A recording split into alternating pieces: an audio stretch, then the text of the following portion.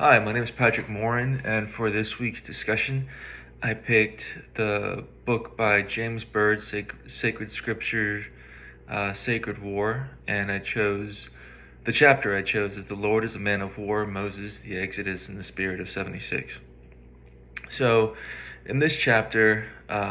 Byrd is talking about the religious arguments that were made throughout the Revolutionary War for the war itself. And it was necessary um, because there was the argument of just war, if this war was just, if it was Christian to go against your rightful ruler and sovereign. And that sentiment is actually reflected in one of the readings from this week in Did America Have a Christian Founding by Mark David Hall.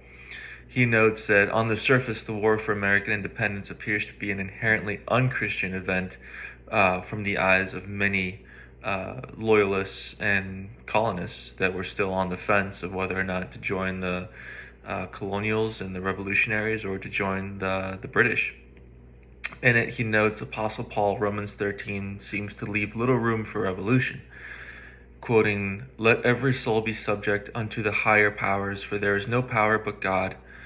but of God. The powers that be are ordained by God. Whosoever therefore resists the power resists the ordinance of God, and they that resist shall receive to themselves damnation."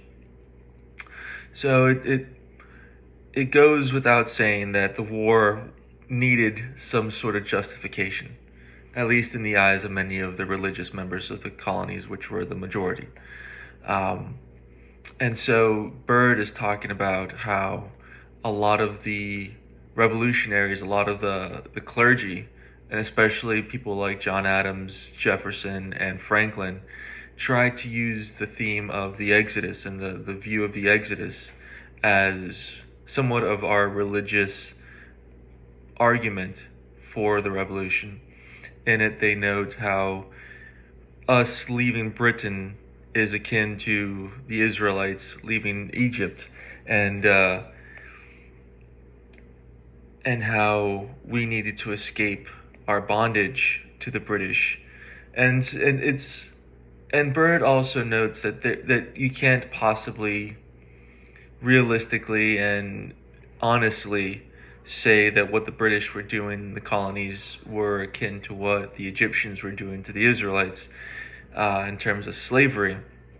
However, he does note that that was the religious justification that was used, and one that was effective to many of the colonists, and that helped spur on the idea of revolution. And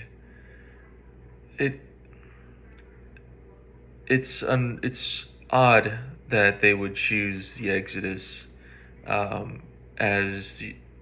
the Americans and the colonists escaping their bondage to the British,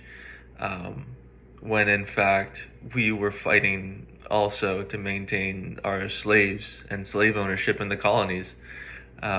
Slavery is always going to be a dark stain in our colonial and early American past, and Byrd mentions it, and he mentions a lot of prominent black scholars and a lot of prominent white scholars at the time that were abolitionists, who mentioned that how could we argue and say that this revolution is just and is morally and Christian and just from a Christian point of view, and how could we dare say that we are like Moses and the Israelites leaving the desert, or not leaving the desert, but leaving Egypt and trying to separate from Egypt, when we still keep our brothers and sisters of African descent in chains and in bondage. So that is essentially the entire chapter. Was just talking about how the early colonials used Moses and the Israelites in the Exodus as a key theme to justify separating from England, but also the double standard of how dare we say that we are the oppressed when we ourselves are oppressors. So it was a very interesting chapter, and one that I recommend.